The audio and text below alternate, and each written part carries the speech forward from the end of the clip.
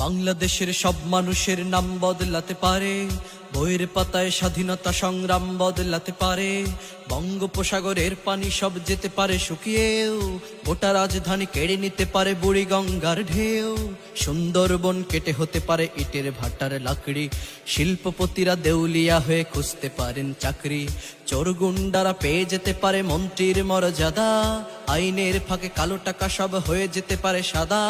অনেকেই বলে এই দেশ নাকি হুজুগ জাতির দেশ, দফায় দফায় বদলায় এর রং ঢং পরিবেশ। তাই বলে ইসলাম এ দেশে হুজুগে হবে না শেষ, হুজুগে হবে না শেষ। ইসলাম এ দেশের পরতে পরতে জনপদে ঘরে ঘরে, ইসলাম এ দেশের 90% মানুষের অন্তরে। ইসলাম নিয়ে কেউ ছিনিমিনি খেলে এমন সাধ্য নেই, আর কিছু থাক না থাক তবুও ইসলাম থাকবেই। সবকিছু বদলে যাক তবুও ইসলাম থাকবেই, আর কিছু থাক না